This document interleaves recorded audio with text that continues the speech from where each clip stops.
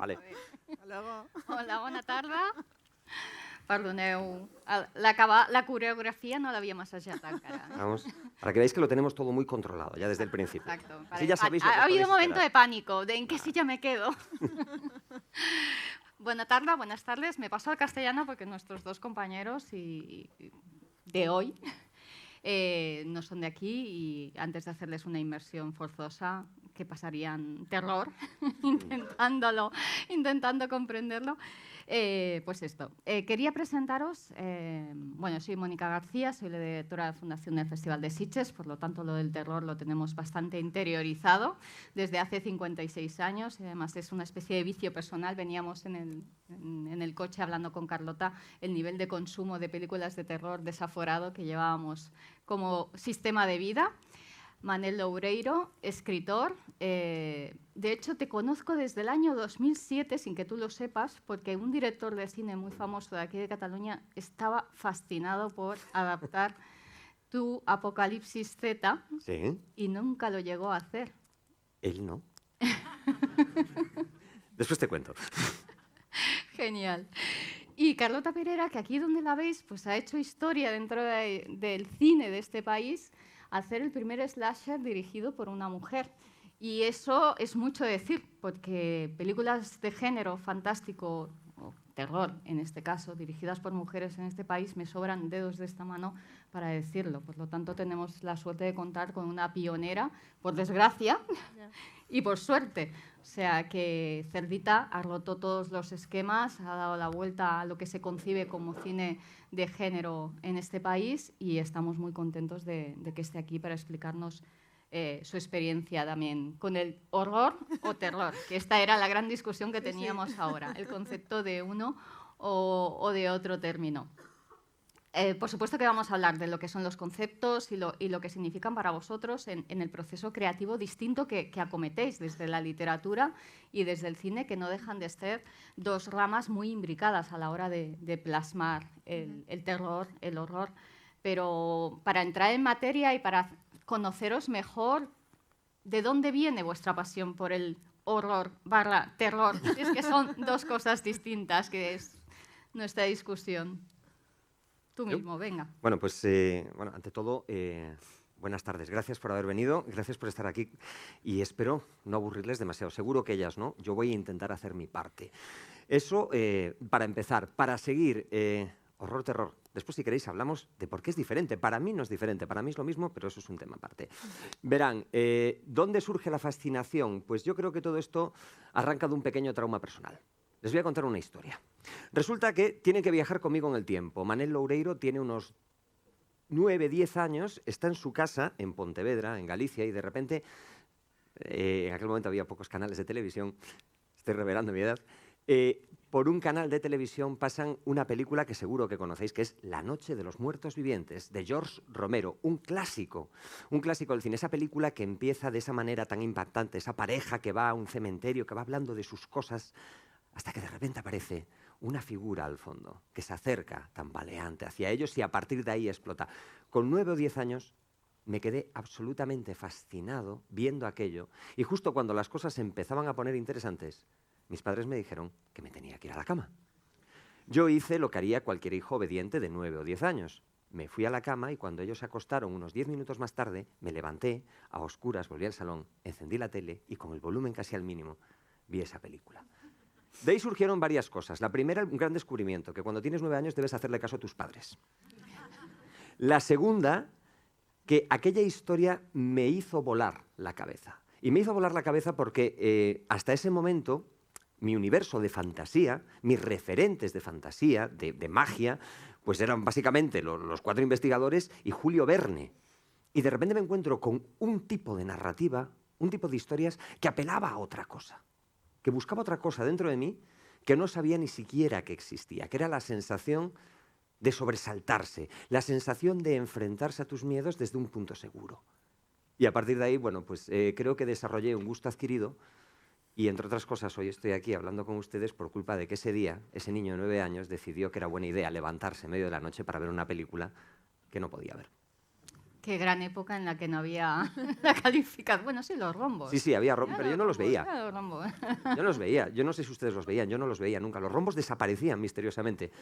Mi visión perimetral se deshacía en Yo ese me punto. escondía en el pasillo para verla desde el pasillo, mientras la veían mis A padres. mí me daba miedo que se dieran cuenta de que había 2 rombos. Eso sí que me daba terror. Era como, voy a estar aquí muy quieta para que no se den cuenta que han salido 2 rombos en la televisión y me van a echar a casa. Sí. Lo tuyo también fue una fascinación a través de la televisión / cine. Para mí fue la televisión / cine y tengo un origin story bastante similar al tuyo, en el sentido de que yo también veía muchas películas con mis primos. Mis primos tenían un vídeo, que era el vídeo que había en toda la casa, en todo el edificio, porque yo vivía en el mismo edificio que todos mis primos, que eso también es una historia de terror, en cierto sentido. Y bueno, era como tener un pueblo muy pequeño. Todo el mundo sabía todo lo que hacía todo el mundo todo el tiempo. Y yo veía con mis primos pues, las cosas que veían ellos. Yo era la más pequeña de todos. Y veíamos películas de terror todo el rato. Y me acuerdo que vimos La noche de los muertos vivientes. También para mí fue un shock, pero por otro motivo distinto. Yo me lo estaba pasando muy bien con la película, con los zombies, con la familia que está abajo, todo este momento, y de repente sale el protagonista, al que quiero más que a nadie en el mundo, y le dispara a la policía. Y yo me di cuenta que yo podía gestionar todo menos la realidad. A mí lo que me daba miedo no eran los monstruos eran seres con los que yo me podía sentir hasta identificada, pero que lo que me daba miedo era la gente. Y lo que pasaba en la realidad. Y realmente me di cuenta que para mí era un refugio. Para mí yo tenía mucho miedo a la oscuridad y perdí el terror a la oscuridad gracias a Drácula de Bram Stoker y gracias al pequeño vampiro de Angela Sommers-Wodersburg. Para mí siempre la ficción ha sido un refugio y ha sido un lugar en el que encontrar a gente, igual también porque a lo mejor yo, sin saberlo, en ese momento era muy pequeña, pero yo era una mujer bisexual, que era una niña chiquitita, en una familia de ultracatólicos de derechas. Entonces yo creo que para mí sentí una cierta afinidad con estos seres divergentes que veía en la literatura y en la ficción. Y encontraba pues, una manera de huir de esa opresión de la normalidad que había a mi alrededor. De hecho, eso coincide con, me había apuntado una cita de Lovecraft que dice precisamente que el terror exige del lector un grado de imaginación y capacidad de desasirse de la vida cotidiana. O sea, precisamente en ciencia ficción se utiliza mucho lo de la suspensión de la credulidad. El lector o el espectador elimina cualquier barrera y acepta lo que está viendo delante de ello. Y después, una de las cosas que aprendí con el paso del tiempo es un concepto que me encanta soltar cada 2 por 3, porque la gente siempre se queda, que es el nivel de escoptofilia sádica, que creo que en este escenario hay mucho, que es la capacidad de sentir placer con el dolor que plasma la pantalla y no sentir que, aunque después seguramente habéis tenido pesadillas de noche, y esto recuerdo que me lo enseñó mi profesor de cine, Emilito Torrero, un gran crítico. ¿Cómo lo has llamado? Es que escoptofilia sádica. ¿Eso entra en examen? Eso entra en examen segurísimo. Todos. Básicamente es cuando tú ves ese placer que sientes al ver la peli de miedo, lo que estabas explicando ahora, cómo me fascinan los personajes, qué mal lo estoy pasando, pero qué bien lo estoy pasando. Porque lo están pasando mal ellos, ¿no? Exacto. Ah, vale. Porque tú exorcizas el dolor que ves en la pantalla y no te afecta, simplemente sientes la montaña rusa de sensaciones que te comporta una película de terror. El poder dejar atrás la realidad y hacer esa inmersión hacia lo fantástico, lo incrédulo, aquello que te fascina. Sí, esto es una cosa que dicen que, bueno, que a mí no me pasa, y tú estás viendo una película de terror y sabes que vas a sobrevivir. Claro. Aunque mi productora, uno de sus terrores es morir de un susto. Bueno. Y yo digo, haces muy bien produciendo terror. Y los dos entiendo que habéis vivido mucho del cine, la literatura, pero ¿veis el proceso creativo en un terreno, en otro, como muy alejados, están muy imbricados? No sé, tú, Carlota, ¿recurres a la literatura para acabar escribiendo guiones? ¿No? ¿Forma parte de tu proceso creativo de alguna manera? Para mí yo creo que cuando estoy escribiendo guiones intento huir del cine. En el sentido de que luego pienso que también a lo mejor me lo pongo demasiado difícil, que debería haber cosas para ver, bueno, a ver cómo han resuelto esto, ¿no? Pero intento que, para no intentar repetirme, y huir de las referencias. Yo trabajo mucho en televisión y a veces es como, esto como en esta película, y a mí se me pone de los nervios. Entonces intento que no contaminarme. Entonces, en ese sentido, cuando yo más leo en mi vida es cuando estoy escribiendo una película o cuando estoy grabando una película.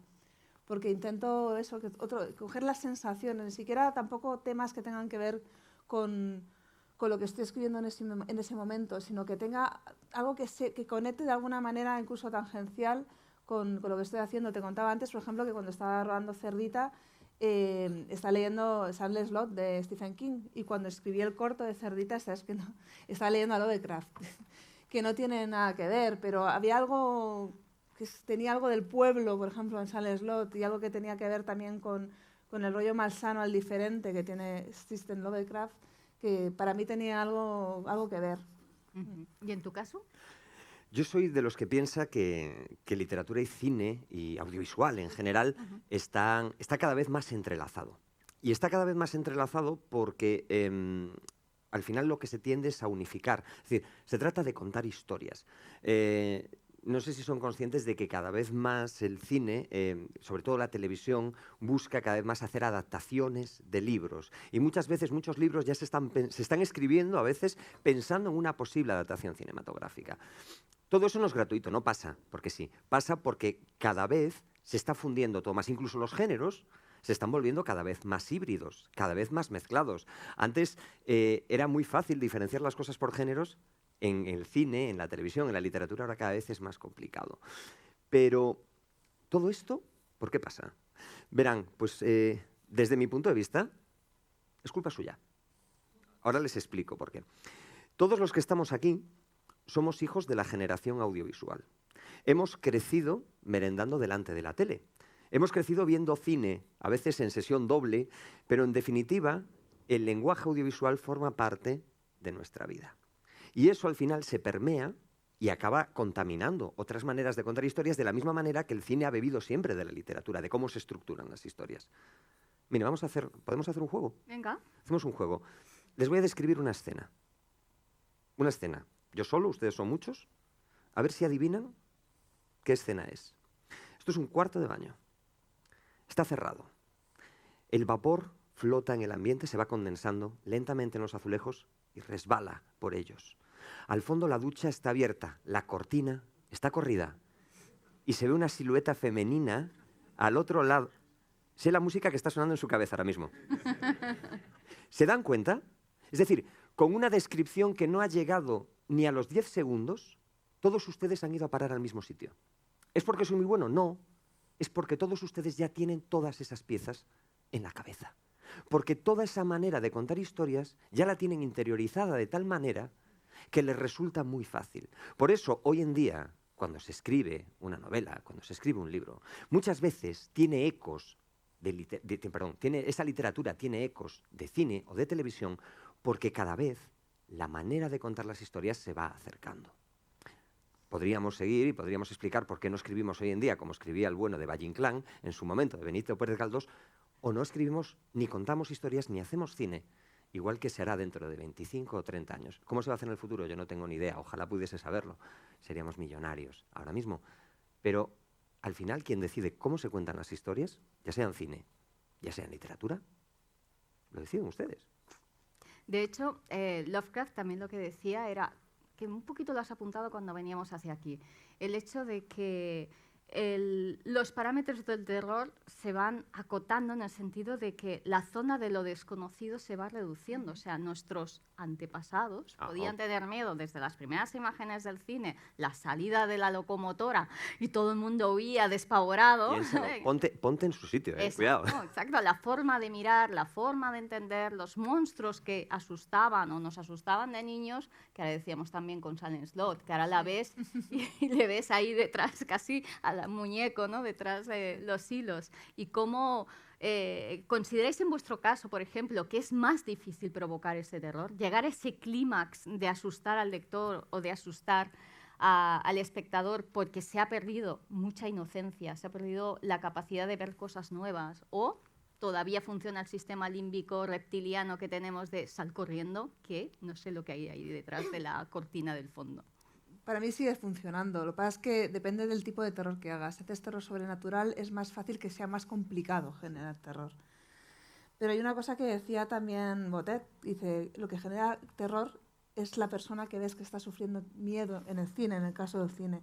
tú ves a un personaje que lo está pasando mal y consigues crear una empatía con ese personaje, el terror te lo va a generar la persona que está más pasando miedo en la escena, más que salga un monstruo o que salga otra cosa. Es muy difícil que si sale un monstruo en una película tú sufras, porque ya todo el mundo sabe que es falso, ¿no? Ya eso ya, esa ingenuidad no existe. Pero si tú consigues crear una sensación de que has conseguido una identificación con los personajes que está sucediendo, que has conseguido entrar en ese mundo, es más fácil que gracias a la identificación con esos personajes, da igual lo que estés contando, consigas generar terror. Sí, estoy totalmente de acuerdo. De hecho, en todas las películas, porque eso es más de cine que de literatura, ¿no? Pero en todas las películas donde hay un monstruo, vives con una sensación, o un psicópata asesino, vives con la ansiedad permanente hasta que lo ves, por primera vez, y en el momento que lo ves, tienes una reacción instintiva de, coño, no era para tanto. Es decir, porque en el momento en el que eres capaz de identificar, de ponerle forma a aquello que te da miedo, ya no te da miedo. Forma parte un poco de ese cerebro no reptiliano, es ese cerebrito de mono que todos tenemos todavía en el fondo, que lo que nos asusta es que cuando hace muchos años nuestros antepasados eran unos tipos mucho más peludos que nosotros y dormían por la noche subidos en las ramas de los árboles, ¿saben ese reflejo que tienen los bebés cuando haces que los sueltas, que hacen así? ¿Se han fijado? Bueno, pues eso es un reflejo de esa época, agarrarse a la rama cuando te estás cayendo. Es decir, no es una parida, no es una hipótesis mental, es algo real. Ese reflejo lo tenemos en este tipo de historias. ¿Qué era lo que asustaba en aquel momento a esos nuestros antepasados y por qué tenemos guardado ese reflejo? Lo que les asustaba entonces era el ruido que se oía en la oscuridad, algo que no podían identificar, porque todo lo que no podían identificar era una potencial amenaza. Y una potencial amenaza en ese momento no era que te echasen la bronca, era que te podía comer un depredador. Entonces, claro, aquello que no vemos, aquello que no identificamos, nos aterra. Una vez que lo hemos identificado, de manera inconsciente empezamos a crear estrategias y articular estrategias para contrarrestar eso que nos da miedo. Y a partir de ahí ya es una historia distinta. Ya no es horror / terror, que tenemos que aclarar eso. Sí, todavía se ha quedado ahí. Sino que ya es una historia de una lucha de voluntades. Vamos, yo lo veo por ahí. Pero hay un ingrediente básico en la construcción, ya sea el relato cinematográfico o literario, y que forma parte del terror, es la atmósfera. O sea, ya no es solo el monstruo, es esa puesta en escena que acabas de hacer, de imaginaros la cortina, esa música de fondo que te va creando esa inquietud y demás.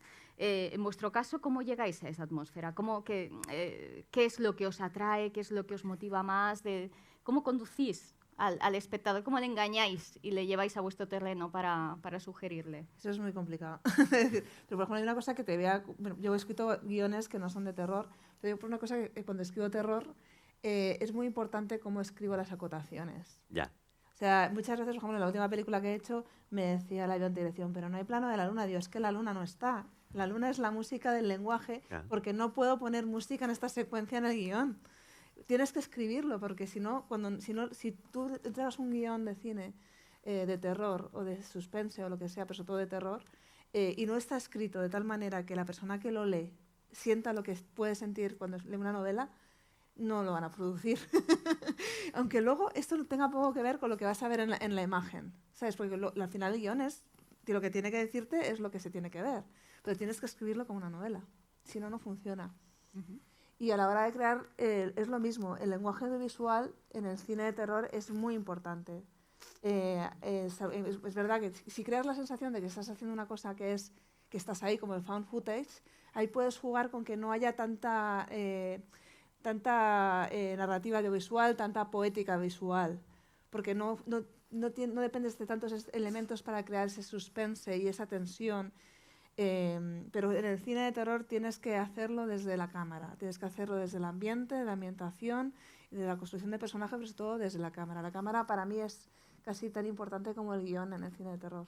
Sí, los planos, el enfoque, transmites sensaciones igual. Sí. Lo tienes más difícil tú, ¿eh? Yo tengo mucha envidia.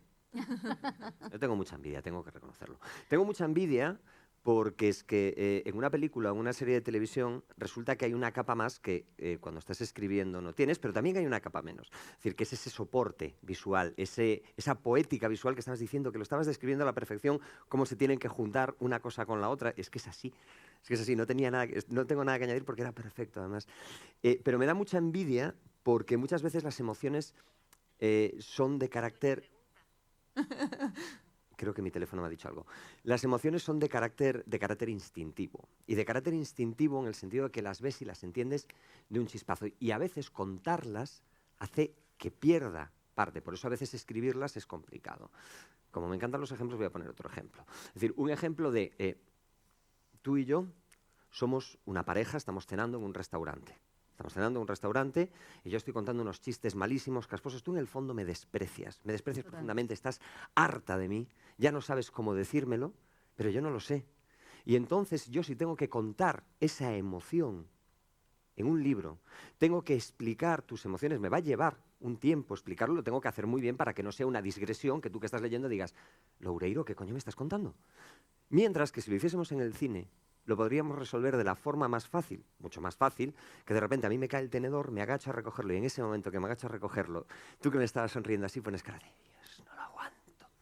Ha quedado clarísimo, en un plano. Lo mismo se puede solucionar en un plano. Al revés, también es mucho más difícil a veces en cine contar cosas que yo puedo contar en un libro de una manera mucho más fácil, sobre todo porque yo no tengo limitaciones presupuestarias y puedo hacer lo que quiera.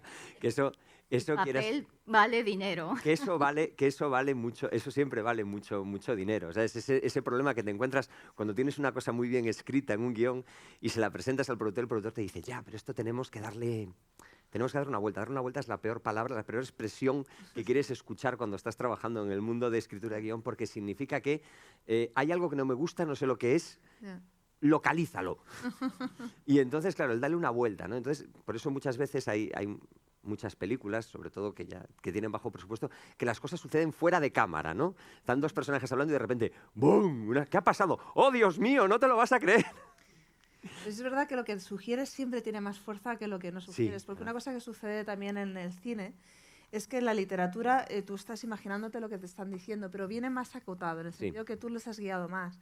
Pero a veces una imagen puede significar una cosa para mí y una cosa totalmente distinta para todo el resto de la gente que está aquí, porque al final todos tenemos nuestra mochila, nuestra experiencia.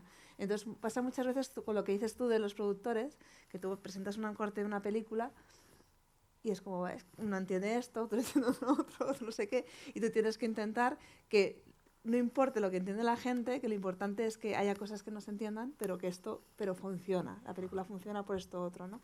Porque siempre en las películas todo el mundo quiere tenerlo claro y es imposible que una imagen quede clara, es imposible. Puedes sugerir cosas, pero es que cada persona es distinta, entonces nunca va a ser lo mismo. Y hay una cosa que es verdad que no tenemos nosotros, que en cambio la música no tiene, que eso a mí lo que me encanta, que es porque eso sí que es directo. Por ejemplo, yo fui allá con mi hija a ver un concierto de John Williams. Hola. Y era muy pequeñita, tenía 4 años, muy chiquitita, íbamos ahí, la enana, y empezaron pues con Piratas del Caribe. Mi hija, no sé qué, E.T., no sé qué, fenomenal, no sé qué más, creo que era Hook, no sé cuántos. Y de repente empieza a sonar Tiburón. Mi hija no sabía nada de la película, yo no le había dicho nada, no habían dicho nada de eso, no había ninguna imagen. Eran unos señores con sus smokings tocando Tiburón. Se puso a llorar, me quiero ir, me quiero ir, me quiero ir, y me la tuve que llevar. Eso no lo vamos a conseguir nosotros en la vida. Yeah. Lo bueno que tiene el cine es que yo no voy a contratar a John Williams, pero puedo contratar a gente posiblemente tan talentosa como ellos y decir, bueno, pues mira, esto que me hacen. Bueno, y como estáis aquí, sois máximos representantes del género, hablemos de vuestros study case. O sea, el origen, tienes muchísimas novelas, obviamente, pero el origen, Apocalipsis Z, ¿de dónde sale? ¿De esa noche de los muertos vivientes? Pues un poco sí, un poco de eso y de que me aburría. Vale, voy a explicarlo porque suena muy mal. ¿Han visto Forrest Gump? Vale, ¿saben Forrest Gump, el protagonista de Forrest Gump, ese tipo que es un poquito limitado, pero que tiene una virtud maravillosa, que es que siempre está en el lugar indicado, en el momento idóneo y en las circunstancias justas? Bueno, yo tengo un poco de Forrest Gump, ¿vale? Escojan qué parte. Tengo un poco de Forrest Gump. Verán, yo trabajaba como abogado. Yo era abogado en Pontevedra. Me tienen que imaginar, hace unos años, vestido, traje, mejor peinado, sin barba, con la típica pinta de abogado, mercenario bien vestido. El problema es que la literatura jurídica tiene un problema que es a la literatura lo que la música militar es a la música. Es decir, técnicamente es muy perfecta, pero le falta un no sé qué. Y yo sentía la necesidad imperiosa de contar algo, de contar una historia. Siempre he sido lector compulsivo, yo soy acumulador de libros, tengo una biblioteca enorme, y necesitaba escribir algo que no fuesen querellas, recursos, demandas. Resulta que el día antes de mi cumpleaños decido que me voy a hacer un regalo, que voy a empezar a escribir una historia. Y resulta que pasan por televisión La noche de los muertos vivientes, de Romero. Y de repente recuerdo aquel trauma que había tenido cuando era crío. Y digo yo, ya está, quiero contar esta historia, pero quiero inventarla aquí y de la manera lo más realista posible. Así que el protagonista era un abogado, como yo, que vivía solo, como yo, en su casa con su gato, como yo, en Pontevedra. Es decir, había unas ciertas concomitancias. Y decidí que ya que lo iba a escribir, lo iba a poner en un blog. Estoy hablándoles del año 2005, ¿vale? En aquel entonces no existía Instagram, no existía Twitter, Facebook era una cosa que usaban 4 norteamericanos pirados para hablar en la universidad. Y empecé a escribir aquella historia. Y empecé a escribirla como al estilo de Alejandro Dumas, como los folletines, por capítulos, por fascículos. Lo iba escribiendo todos los días, un ratito, cuando se quedaba mi despacho vacío y ya tenía tiempo para escribir. Y de repente empezaron a pasar cosas. La primera semana tenía 50 lectores, la siguiente 500, la siguiente 5.000, 50.000, medio millón, 1 millón, 1,5 millones en 3 meses. Y de repente un día, ese mismo día aparte, me escriben de un periódico de México, de Chile y de una radio de México, porque me quieren hacer una entrevista. En ese momento me doy cuenta que soy como Mickey Mouse en Fantasía, ese aprendiz de maguito que han dejado solo en el laboratorio, que he empezado a hacer cosas, no sé muy bien lo que he hecho y que he perdido absolutamente el control de todo. Ese libro, esa historia, se acabó transformando en un libro, ese libro se acabó transformando en un bestseller, ese bestseller acabó saltando un montón de países, mientras tanto iba escribiendo otros libros que también se iban vendiendo, así que un día decidí darle una patada en el culo al abogado, ya no existe desde hace muchos años, afortunadamente, y por eso hoy puedo estar aquí charlando con ustedes en vez de estar quemándome las pestañas en mi despacho preparando, yo qué sé, un divorcio para el lunes. He salido ganando, ¿verdad? Historia de terror, por cierto. Vengo de Los Ángeles. George Romero, al morir, dejó un montón de material por escribir, guiones, etcétera. Y su agente está buscando a alguien que haga un libro. Tú sabes, te voy a contar solo una cosa que te va a dejar loca, que no sé si lo sabes. ¿Tú sabes que los zombies de Romero son de La Coruña?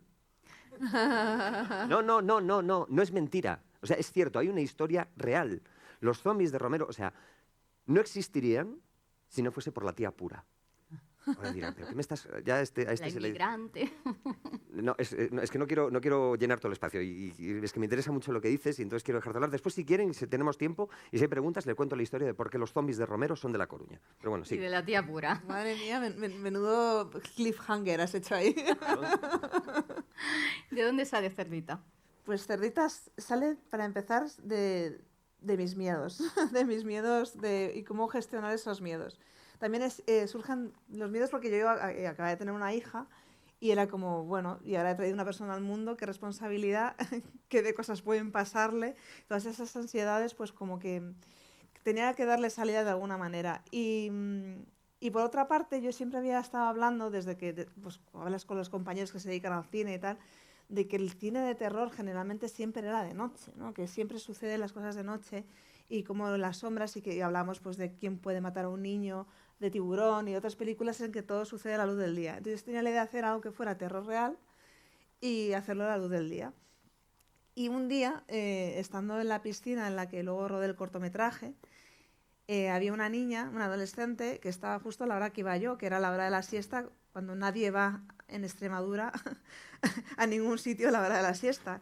Y estábamos solo yo, porque tenía esos 2 minutos para poder estar yo sola, y esta adolescente. Y me dio por pensar si es que no quería que la miraran, no quería que nadie la viera.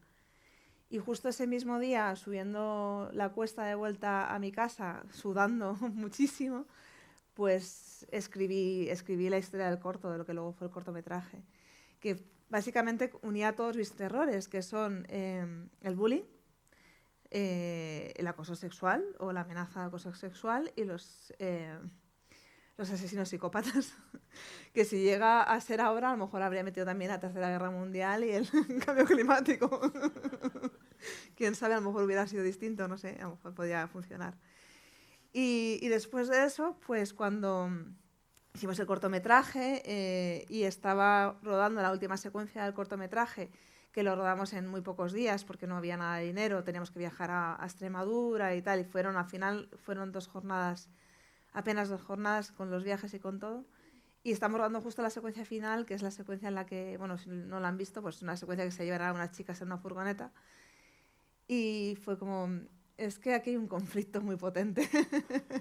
Hay un conflicto moral sobre qué hará esta chica, si decide hablar o no decide hablar, y me pareció muy interesante hacer un thriller sobre una persona que decide no hacer algo, porque generalmente todos los thrillers suelen ser sobre alguien que decide hacer algo y hace algo, ¿no? Y eso hace que las cosas cambien. Y me pareció muy interesante hacerlo desde una perspectiva más íntima y pues también mezclándolo con el slasher, con Extremadura y con más cosas, ¿no? Digamos que al final las primeras películas dicen que suele ser un poco con todas las cosas que te gustan las metes en un solo sitio, pues eso es lo que hice yo. Una mezcla, una mezcla.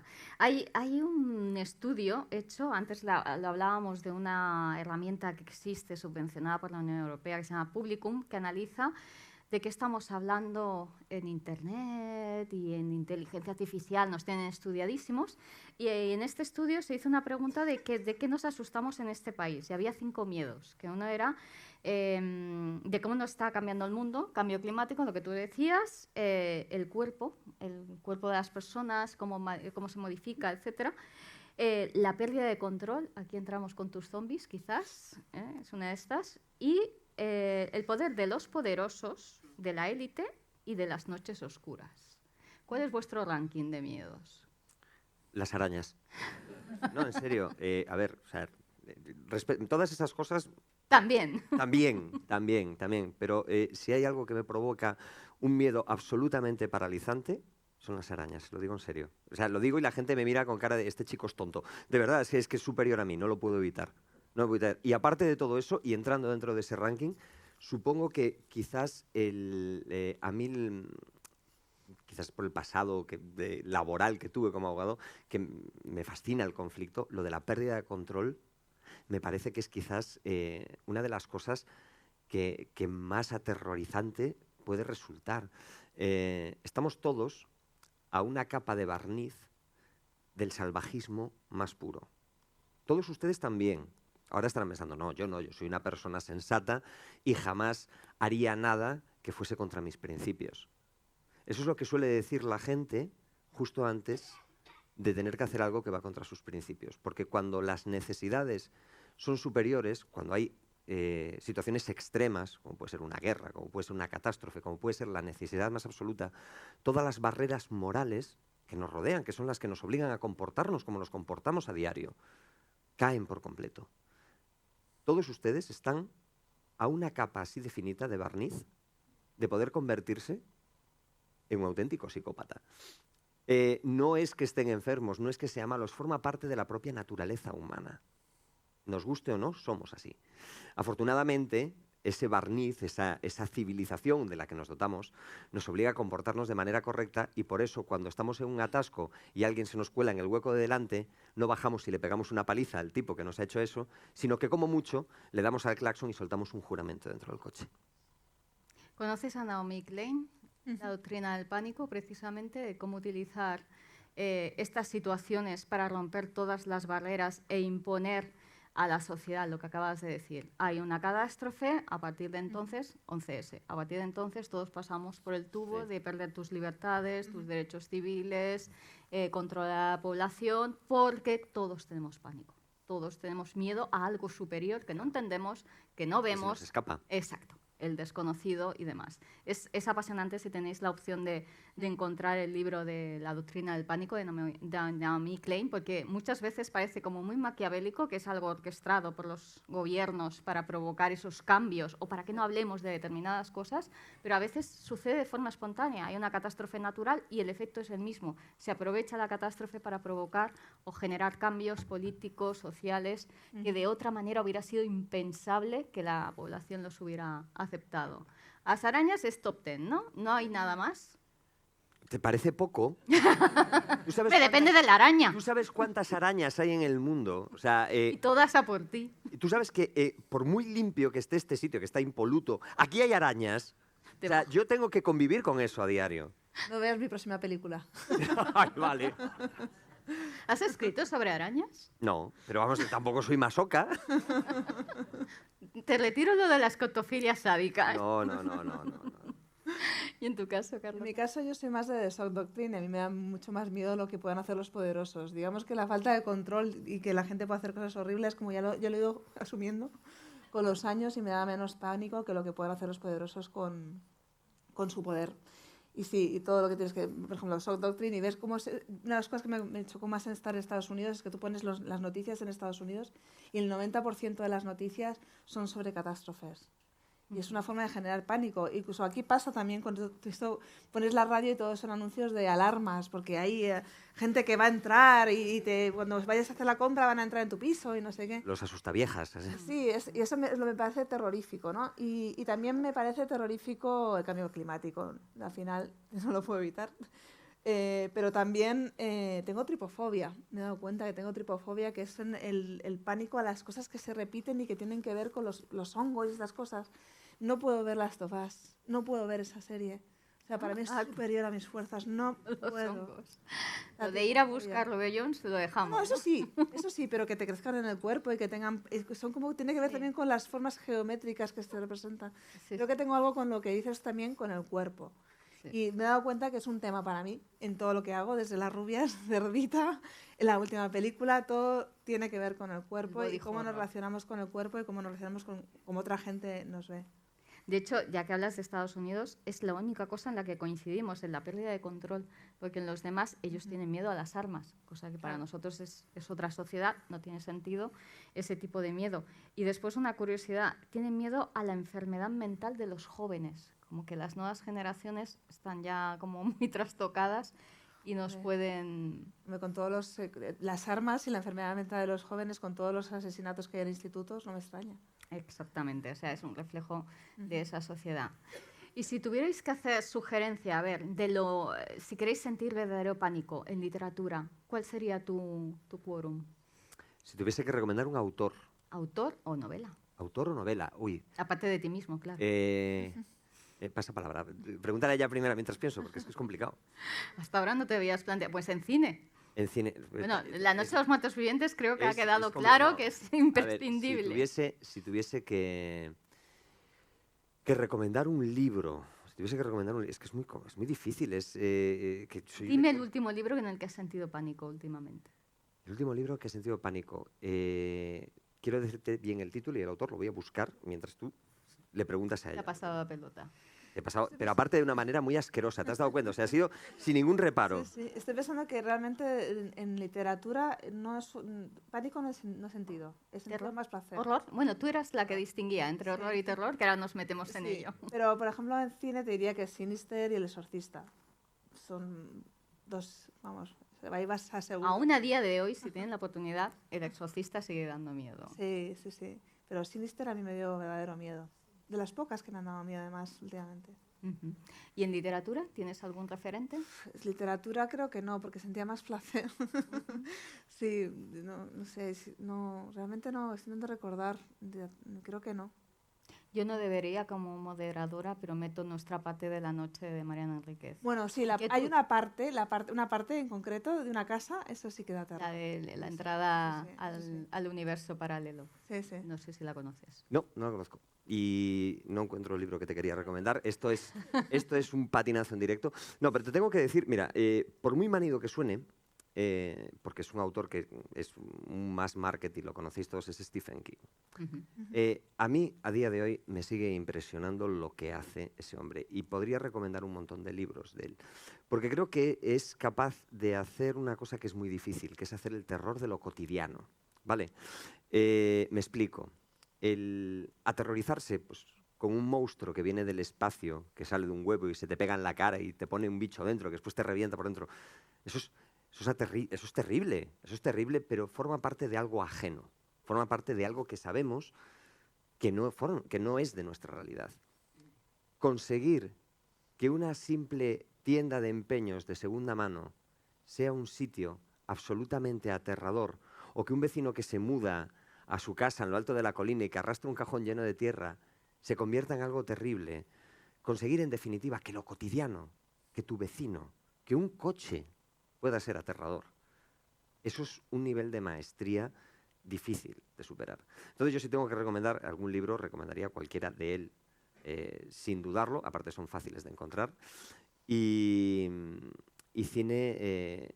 claro, es que yo en cine distinguiría cine de terror y cine de asustar, que para mí no es lo mismo. Y es muy difícil hacer tanto una cosa como la otra. El terror es algo que te tiene que ir envolviendo. Es como un capullo que se va tejiendo a tu alrededor. Y tiene que ser de una manera muy sutil, que tú no vayas notando que ese dogal se va apretando a tu alrededor y que al final estás en una situación angustiosa y de estrés. El mejor ejemplo para mí es, ¿vieron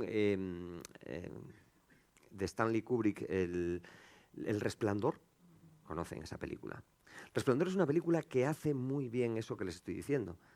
A priori es normal, es una familia que se va a pasar el invierno en un hotel que queda aislado. Un hotel precioso, grande, es casi como una especie de bonito sueño, ¿no? El poder estar en un sitio tan enorme y solo para ti, tener todas las instalaciones solo para ti.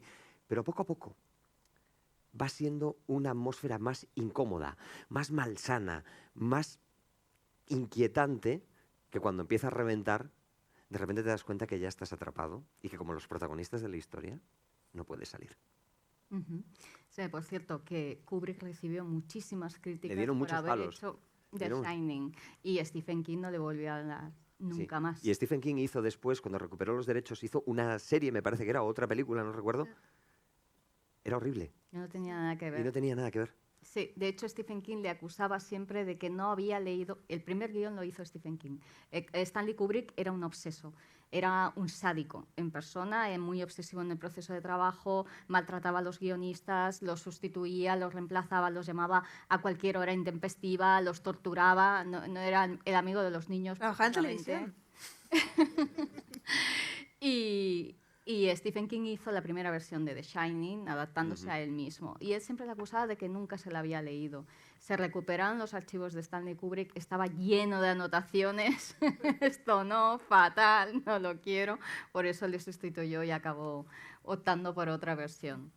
No, realmente la historia de la hibridación de Stephen King y sus adaptaciones, veníamos precisamente diciendo que de Salem Slot nos había impactado muchísimo la adaptación, pero que la novela nos parecía un remedo de, bueno, al menos a mí me parecía un remedo de Bram Stoker, con respeto a todo Stephen King, sin ningún problema. Bueno, y recuperando la discusión de antes, decíamos, esta mesa se llama horror, sí, que para Carlota es diferente del terror.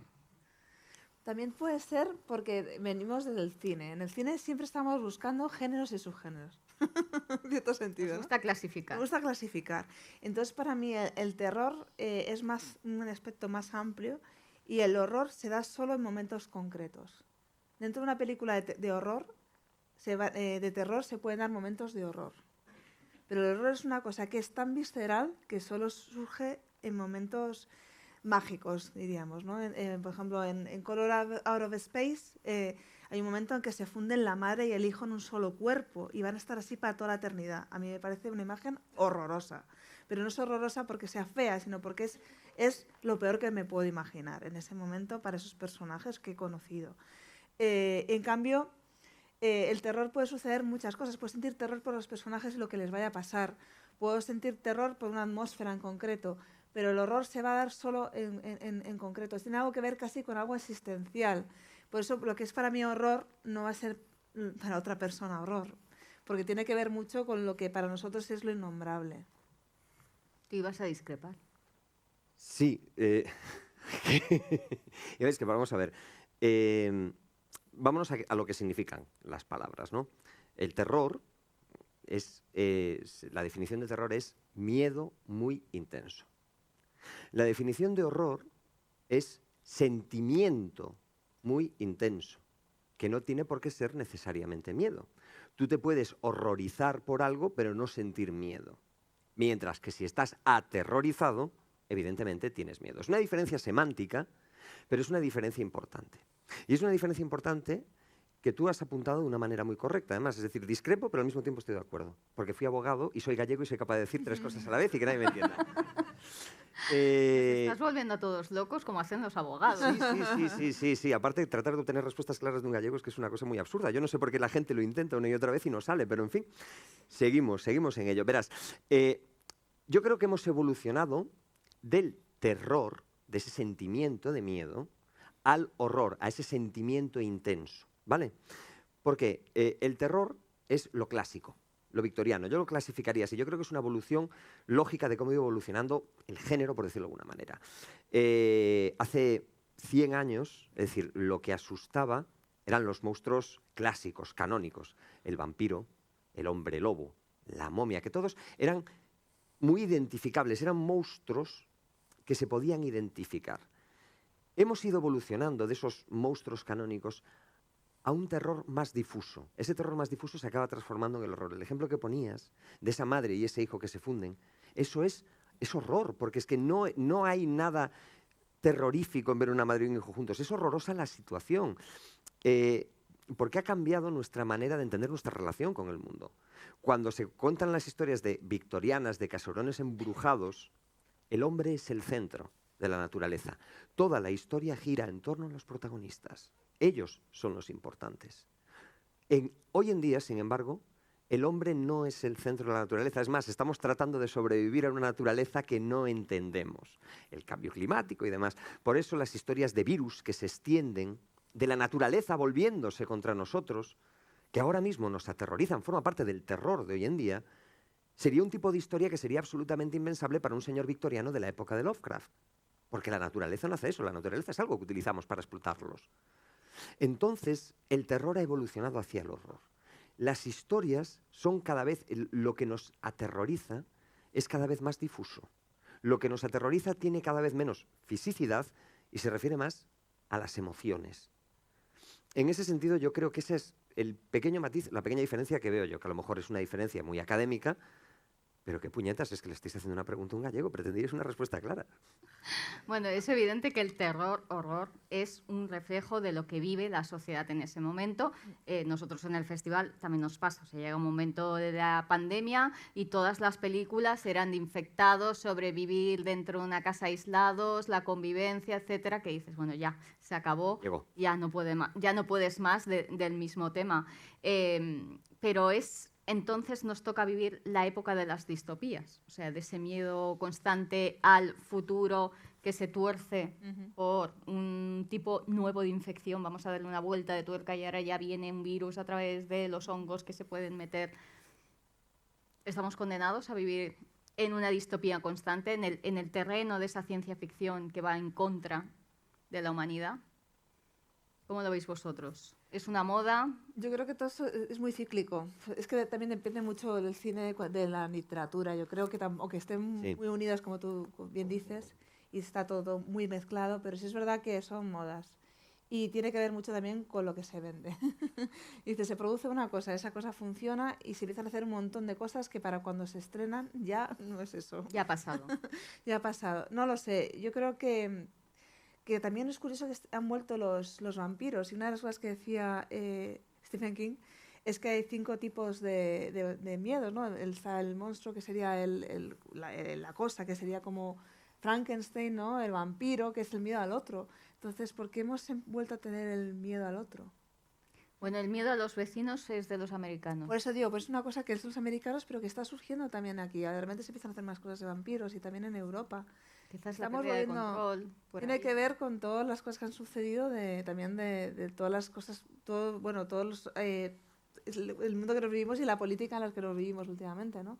Empezamos a desconfiar de nuestro vecino. Pues tenemos un revival de brujas. ¿De brujas? Pues eso. ¿Qué os parece? Pues tiene, bueno, lectura fácil. Lectura fácil. Dilo. Hombre, está clarísimo. A ver si nos queman. A mí las meigas siempre me han caído bien. A ver las ailas. Dicen. Te estás pasando. Lo que es curioso es los zombies. Los zombies no están en boga. No, pero nunca dejan de estarlo. Vamos a ver. Nunca mueren. Sí.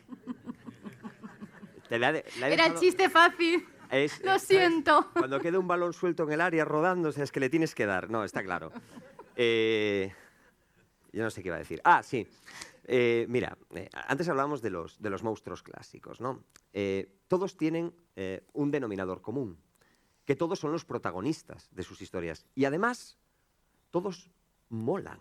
O sea, todo tiene su punto de encanto. Los vampiros. Los vampiros son los protas de sus historias. Y además, ¿quién no quiere ser vampiro? Elegantes, bien vestidos, con ese espíritu atormentado que les permite cruzar océanos de tiempo. Coño, ser vampiro tampoco está tan mal. Tiene muchas novias, ¿eh? Bueno, y aparte eso, que ligas, y en la época de Tinder ni te cuento. El hombre lobo, vale, no es tan elegante, pero es la pulsión, la fuerza de la naturaleza, ¿sabes? El romper las ataduras morales. Ser hombre lobo, pues tiene su punto. Incluso ser momia, vaya por Dios, que estás muerto y estás vendado, pero que también está que cuando ves la momia, ¿sabes? Que tiene ese punto de que has sido un faraón, coño, ¿sabes? O sea, eres un tío, ¿sabes? Que matarte es complicado. Y de repente llegamos a los zombies, a los no muertos, como lo quieras llamar. Hostias. ¿Eres feo? ¿No hablas bien? ¿Hueles mal? ¿Vistes peor?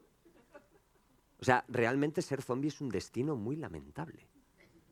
Y además ni siquiera tienes una personalidad propia desarrollada, porque es que eres como una hormiga en la marabunta, eres uno entre 500. Entonces, si te das cuenta, todas esas historias, el denominador común es que todos son, el protagonista es el monstruo, mientras que en las historias de zombies de no muertos, los protagonistas nunca son ellos son el ruido de fondo. Son ese marasmo que hay ahí por detrás, pero que tienen una cualidad que los hace únicos. Es que a un vampiro lo puedes matar de un estacazo en el corazón o exponiéndolo a la luz del sol, al hombre lobo con una bala de plata. A la momia seguramente lo puedes matar pues rompiendo el encantamiento, el conjuro que lo tiene vivo, lo que sea, pero a los zombies no puedes derrotarlos. Puedes matar a uno, puedes matar a 10, a 100, a 1000, eres Rambo, has matado a 1000, estupendo. Pero van a seguir llegando más, las 24 horas del día, los 7 días de la semana, los 365 días del año, y no vas a poder dormir, no hay ningún sitio donde estés tranquilo ni relajado.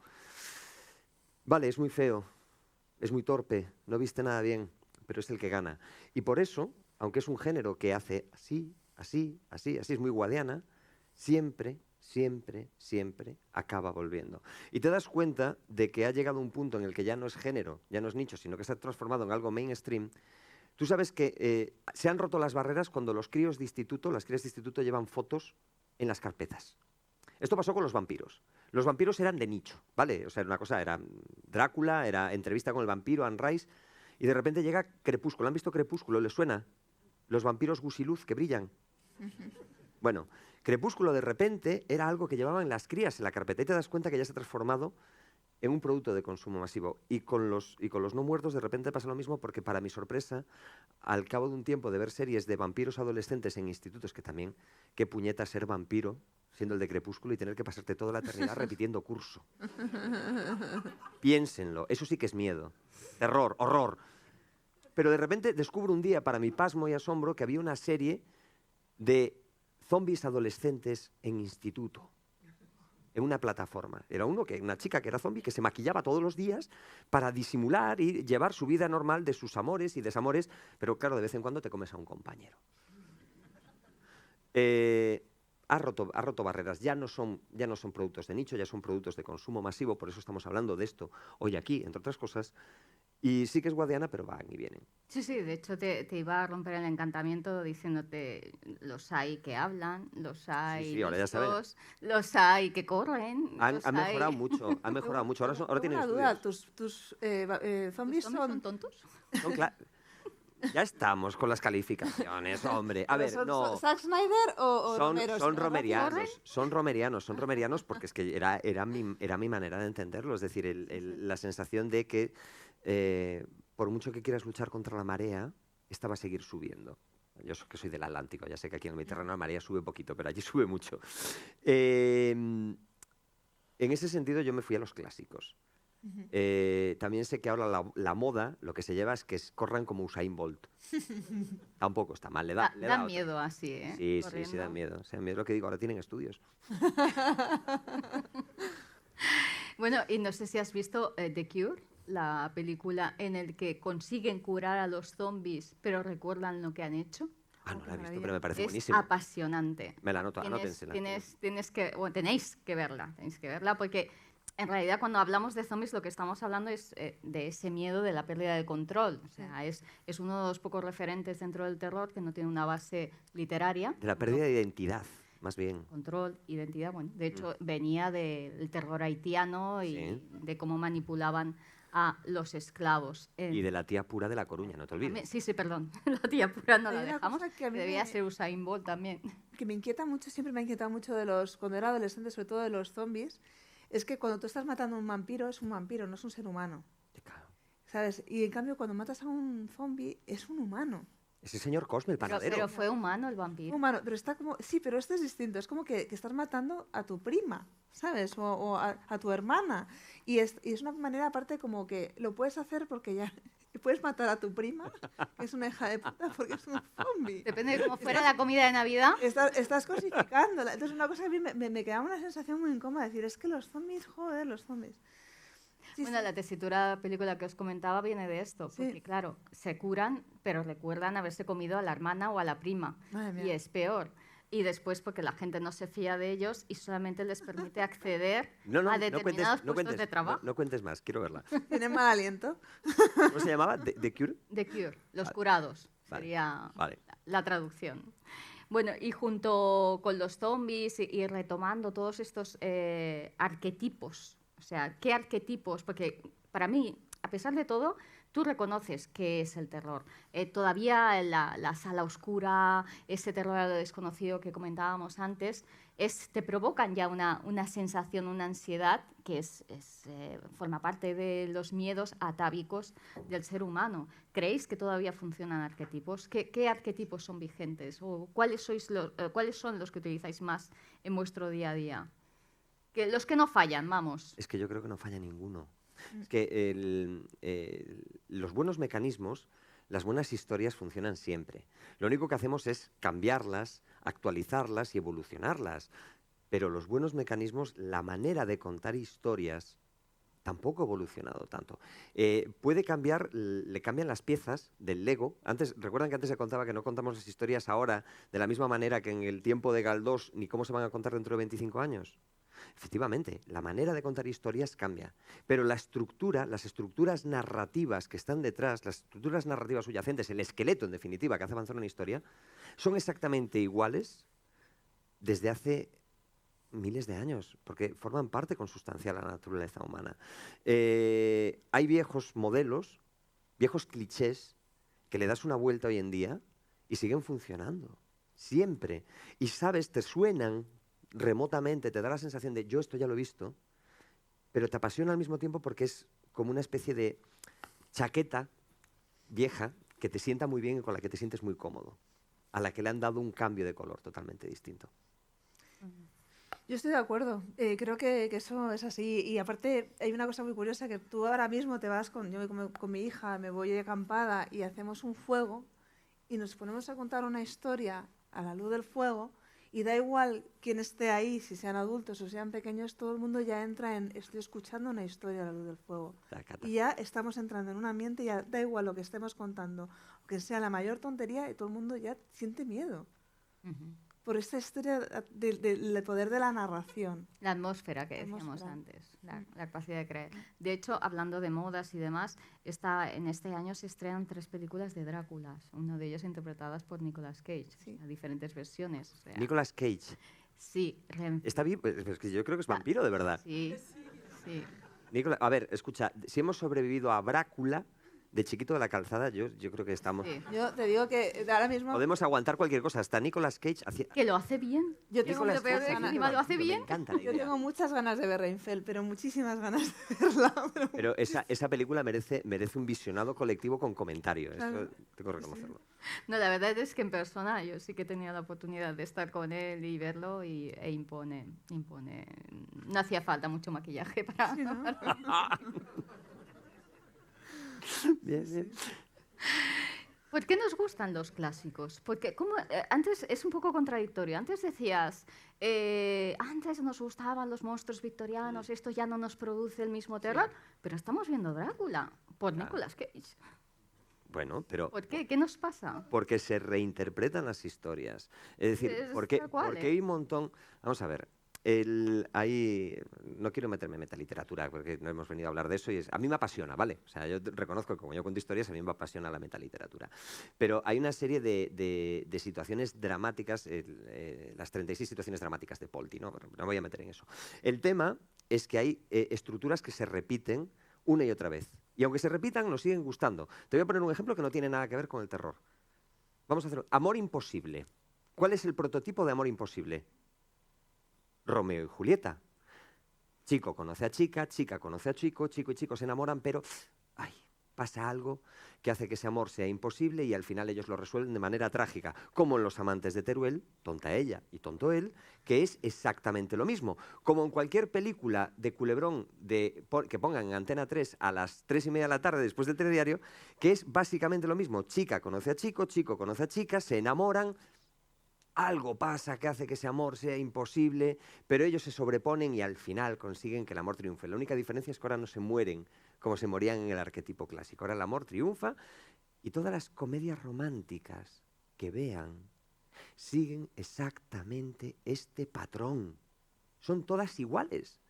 ¿Hace eso que sean menos interesantes? No, es más. Simplemente por el hecho de saber que aunque lo estén pasando fatal y parece que no van a acabar juntos, tú sabes que van a acabar juntos. Y es ese payback, esa anticipación la que te permite la satisfacción.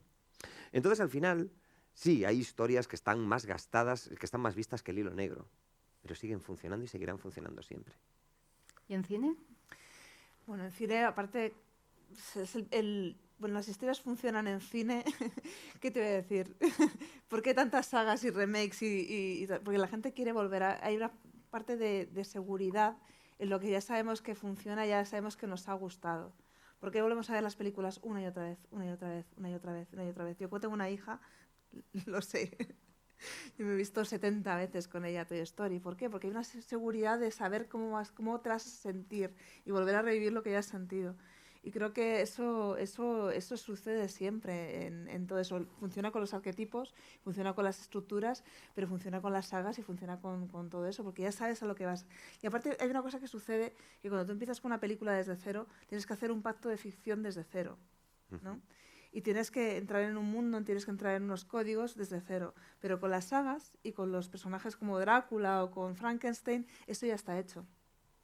Entonces eso ya tiene el espectador ganado y ya tiene la productora ganada también, porque eso ya no tiene que hacerlo, eso ya sabe que funciona y ya sabe que lo único que tiene que hacer es darle 2 o 3 elementos para que eso tenga un cierto interés y se mantenga dentro de una estructura de película. De hecho, antes te comentaba que en Estados Unidos se quejaban los agentes de talento que precisamente en el último año había habido 76 películas que eran directamente precuela, secuela, la tercera, la quinta parte, la derivación del mundo Marvel, EDC, o la peli de animación habían hecho real o de real habían hecho la animación. O sea, más y más y más de lo mismo. ¿Tanto nos cuesta innovar? O sea, ¿creéis que ya no hay espacio para crear un nuevo monstruo, para crear un nuevo terror? ¿Ya está todo hecho? Yo creo que sí existe. De hecho, una de las cosas que sucede en el terror es que eso se da más. Hay mucho cine de terror independiente que surjan nuevas ideas, ¿no?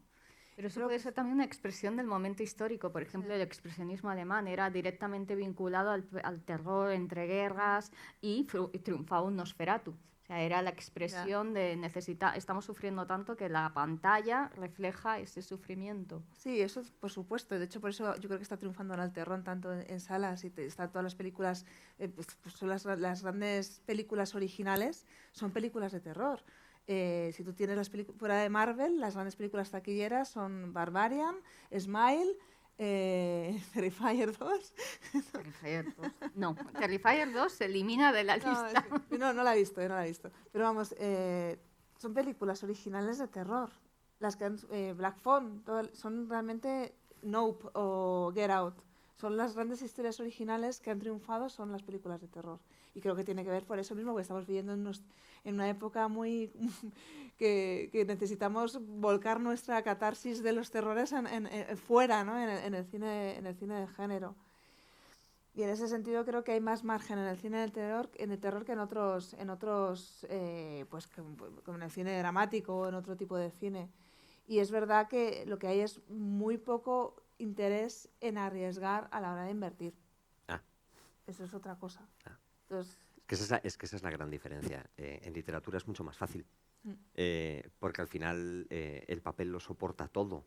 Entonces, sí que están saliendo autores, o sea, no es que estén apareciendo nuevos autores, es que están apareciendo historias permanentemente de autores nuevos y de autores consagrados, historias brillantes, originales, diferentes, reinventando cosas, creando cosas nuevas, pero claro, es que es mucho más fácil que yo presente un manuscrito que tú presentes un guión, por el sencillo motivo que cuando yo llevo el manuscrito, lo único que tienen que hacer es meterlo en imprenta. Y tú cuando llevas un guión dices, vale, ¿y esto cuánto va a costar? claro, y uno de los motivos por los que dices que ahora toda la gente siempre está buscando novelas es porque si Ya la tienen novela ha funcionado, ya tienes el esto se ha mercado probado. hecho. Ya tienes el mercado probado. hecho. Sí, es verdad, es verdad. Es cierto que cada vez se arriesga menos, en general, en cine y en televisión también. Yo creo que televisión es donde se está haciendo, ¿sabes? En plataforma ahora mismo donde se están haciendo las cosas más experimentales, más chulas, porque tienen más margen. Y en literatura, bueno, pues también es verdad que ahora mismo hay como una especie de cuello de botella, ¿no? Pero es un cuello de botella de la propia industria editorial que se ha ido concentrando en grandes grupos y entonces, bueno, pues los grandes grupos tienen sus ventanas de lanzamiento para sus autores. Ahora mismo para un autor novel entrar en un gran grupo editorial es complicadísimo, es complicadísimo. Tienen que empezar en editoriales pequeñas, las editoriales, de ahí es casi como en el fútbol, ¿no? Empezar en un equipo pequeño para que te fiche uno grande. Y por el camino, muchas grandes historias se quedan sin llegar al gran público. Pero bueno, si son buenas de verdad, da igual que estén en una editorial enorme o estén en una editorial pequeñita. Si es una gran historia, va a reventar seguro. Pero arraigan, o sea, se crean, arraigan esos monstruos, arraigan esas nuevas historias, o sea, se quedan como se ha quedado La Momia o se ha quedado... Sí, por supuesto. Por supuesto.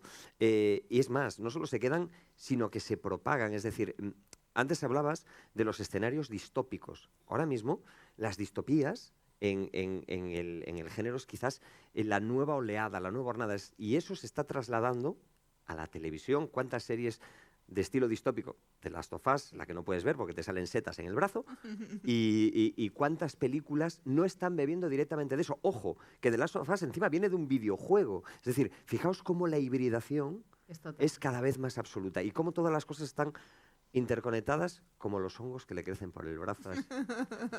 Entramos en los últimos 5 minutos y ahora dejo que el público se interrogue, pero quería hacer una reflexión porque nosotros precisamente en el festival tenemos un programa de promoción de la mujer dentro del género fantástico que se llama Woman in Fan y una de mis obsesiones este año es el storytelling femenino.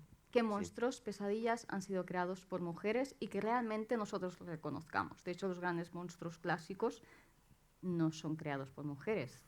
Si tenemos que... Bueno, perdón, Frankenstein, perdón. Pero dentro del cine, el traslado a la gran pantalla, por ejemplo, originales, Babadook. Babadook, sí, Babadook. Y sería también la que hizo el vestido de... que no me acuerdo cómo se llama, lo siento mucho, del monstruo de la Laguna Negra. La creadora... Sí, Millicent Patrick. Sí. Bueno, en el mundo literario, les voy a recomendar una autora, no sé si la conocen, si no la conocen, es una autora que deberían leer, es Ursula K. Le Guin.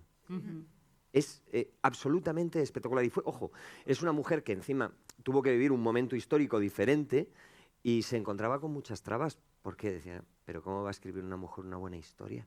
O sea, demencial, pero era algo que se entendía en ese momento.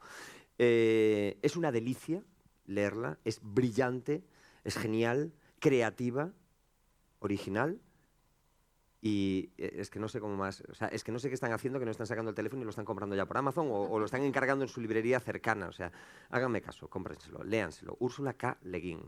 Lo haremos. ¿Alguien tiene alguna pregunta? Aprovechando que tenemos aquí a dos grandes monstruos del terror. Mira qué bien. ¿Saben lo que es un pingüino? A ver, ¿saben lo que es un pingüino? Sí. ¿Han visto alguna vez un documental de pingüinos? ¿Sí? Pero son pingüinos mudos, entiendo. No dicen nada. Verán, los pingüinos son unos animales maravillosos, pero son muy ágiles en el agua, pero muy torpes en la tierra, ¿no?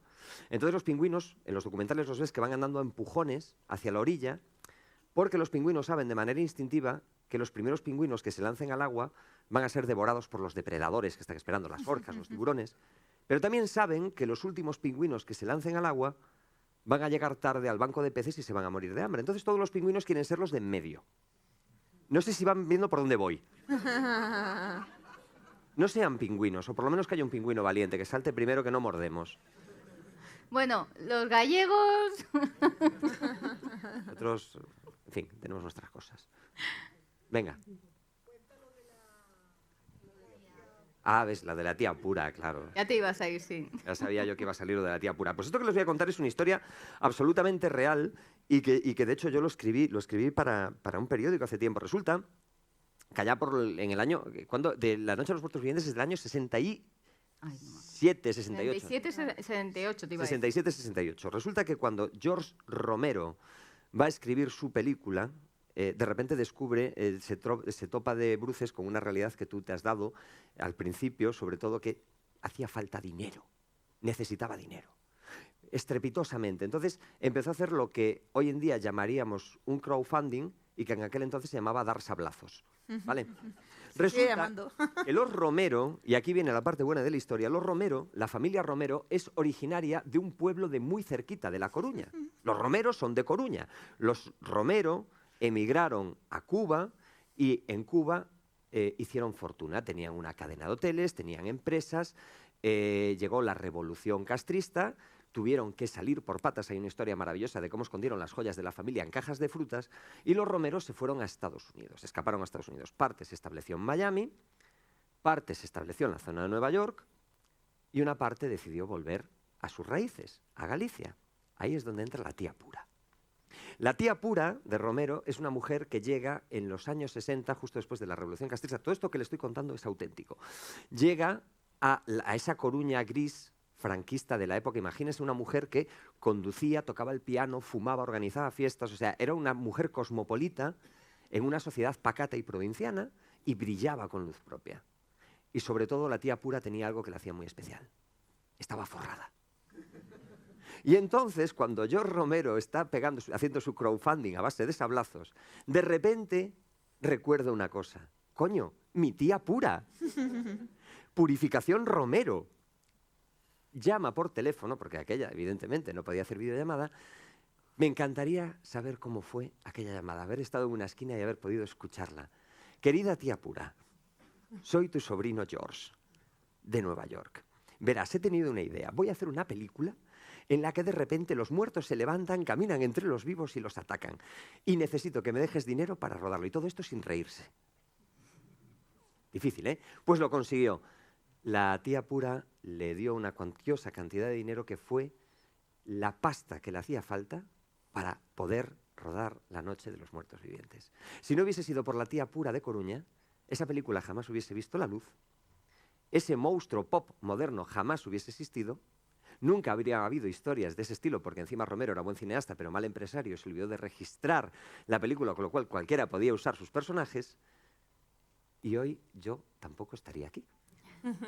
Así que la tía pura de Coruña es la responsable de muchas cosas, y entre ellos de que los zombies existan, por eso los zombies son de La Coruña. De hecho, George Romero perdió los derechos de la película directamente y no solamente no podía hacer o no podía proteger su creación, sino que no se benefició en nada de ella, en nada. Yo quise poner la película, en la última película, que le salieron unas imágenes digo, bueno, porque no tiene derechos, pero resulta que no tiene derechos, pero lo que tiene derechos son las remasterizaciones. Exacto, Claro. nuevas versiones. Se está llevando una persona X que no tiene nada que ver con la película, está llevando todo el dinero. No, de hecho me parece que es otra tía pura, pero de Oklahoma. Una señora que heredó, y lo digo en serio, una señora que heredó los negativos y los tiene pensando que iba a ser millonaria. Y lo es. No, es un poco parecido al creador de Holocausto Caníbal con el Ruggero Deodato con la primera película. Le pasó igual. Gente que tiene una muy buena idea, pero no tiene la sagacidad de registrarla. Yo te digo que como yo he hecho mucho pitch, probablemente Romero lo que dijo a su tía pura fue: ¿has estado viendo la televisión? Sí. ¿Qué te parece las revueltas raciales que hay? ¿Has visto cómo está el país? Pues voy a hacer una película que va a hablar de eso. O sea, que encima le mintió. No, es que era verdad. Vale, vale, Es vale. que era verdad, pero era de verdad de Ya, una manera... así, sí. un poco así. Discrepo, que lo del protagonista negro después Pero él al llegó final sí. a decir que simplemente lo eligió porque fue el mejor en el casting. Que no tenía ninguna intención de hacer una declaración de raza. Sea como sea, eso no cambia un ápice la importancia de la tía pura. Yo creo que los castings, Siempre. los castings están abiertos en aquella época. Interpretaciones. No me lo creo. Ya que ya hemos roto el hielo, seguro que hay más preguntas. Sí, sí, por ahí había una. Me encantaría decir que veo un brazo, pero como tenemos los focos de frente, yo veo un montón de bultos. ¿Tú ves bien desde ahí? Sí, lo intuyo, lo intuyo. Lo intuyes, Sé vale. que es una chica. Sí. Has acertado. Hola. ¿Cómo? No, que digo Que que he has acertado. aceptado, punto para Vale, mí. has acertado, sí. Gracias por el coloquio, ha sido súper interesante. Y yo quería preguntaros, bueno, hacer una reflexión que el terror no nos gusta a todos, yo soy muy miedica. Tu nivel de escotofilia sádica es bajito. Sí.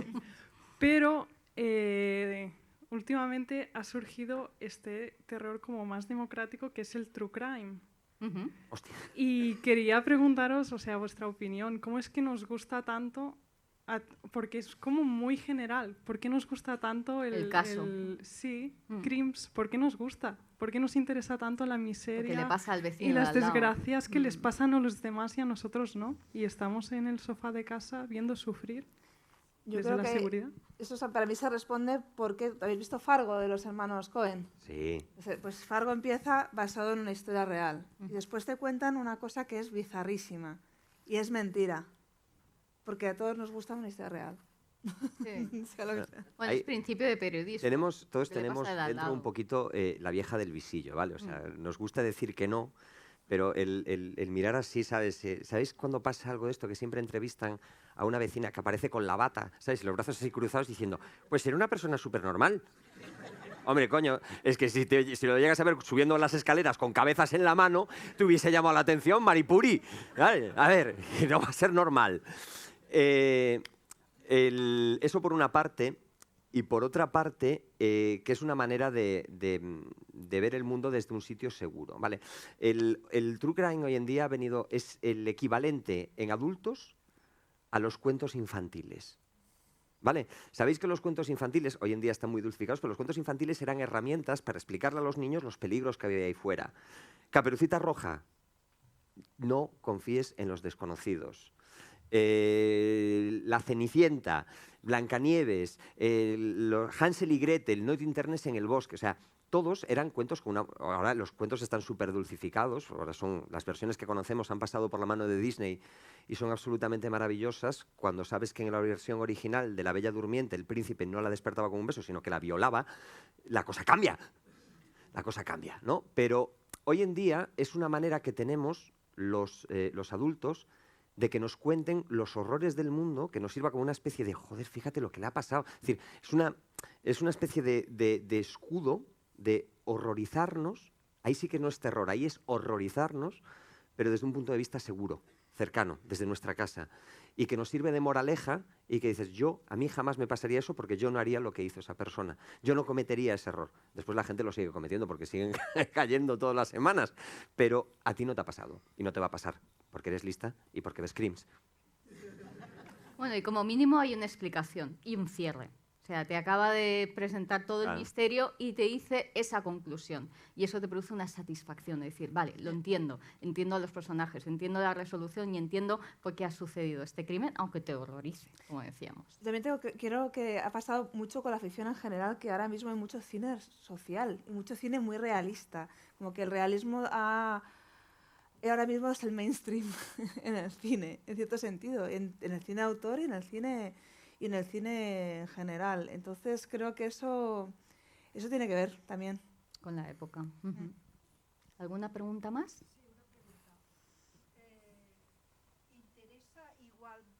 ¿Interesa igualmente el cine de horror o de terror a los asiáticos?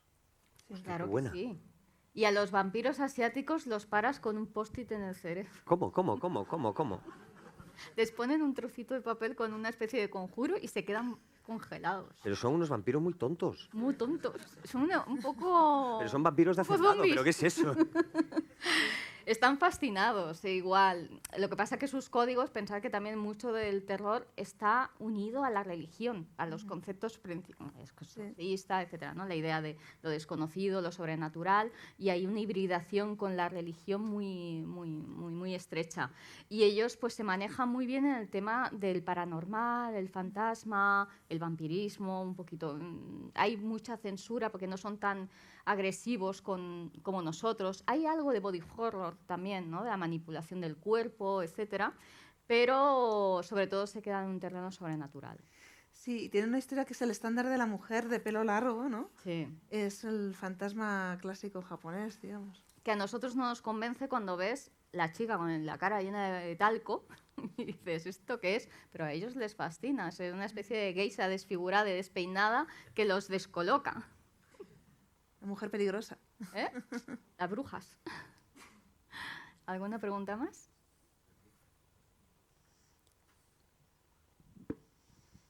Bueno, felicitaros a los tres, lo primero. No iba a comenzar por ahí, pero a mí la chica de The Ring me acojonó un huevo.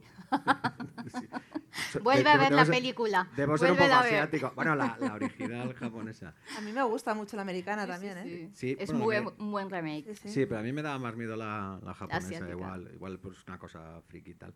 Una para cada uno. Cuando hacías la distinción del horror y el terror, me ha venido a la cabeza, no sé por qué, El Hoyo, que es una película que no es terrorífica, pero que provoca un horror permanente. No sé, me gustaría que la comentaras como cineasta y la comentaras. Y luego, no es por llevarle la contraria Sí, es por llevarme a la contraria. nuestro amigo. Cuando empiezas diciendo que no es para llevarte la contraria, es para llevarme la contraria. No pasa nada, estoy acostumbrado. Cuéntame. Los zombies de Romero me parecen entrañables y tal, pero yo soy muy fan de estos zombies que corren y que... A mí el zombie Guerra más Mundial Z. acojonante que recuerdo es en Soy Leyenda, el zombie alfa pegándole cabezazos al cristal. Creo que es el momento más terrorífico de la historia del cine. Da mal rollo. Da un mal rollo que... Da mal rollo. y nada, Estoy de acuerdo, pues. pero porque no me llevas la contraria, pero estás de acuerdo conmigo. Y luego sí que te quería hacer una pregunta para comentarla, pero lleva spoilers, que era sobre el final de The Last of Us, que ya no la he visto, pero tú sí y tal, pero Lo de si la comentamos la destripamos un poco. Después lo comentamos. Le crecen setas en los brazos. Siento. Ya las lleva. El Hoyo. Pues a mí El Hoyo diría que para mí es una película atmosférica de personajes que no me causa terror, pero hay momentos en los que sí me causa algo de horror. Momentos concretos, sí. Y sobre todo es una película distópica, o sea, es una película de su tiempo y justo que fue un exitazo en el momento de la pandemia pero para mí no sería una película tan terrorífica, para mí tiene algo que ver con, no sé, es otra cosa, pero por lo mismo para mí es así y para ti es distinto, ¿no? Momentos de horror, sí. Y por ejemplo, una cosa que tiene que ver, lo que digo entre el terror y el horror es, por ejemplo, la misma diferenciación que yo haría entre personalidad y carácter, ¿no? Todos mostramos siempre nuestra personalidad, pero el carácter solo a veces. Muy buena diferenciación, la verdad. ¿Alguna pregunta más? Pues muchísimas gracias por acompañarnos esta noche y os deseo un muy buen resto de festival. Gracias.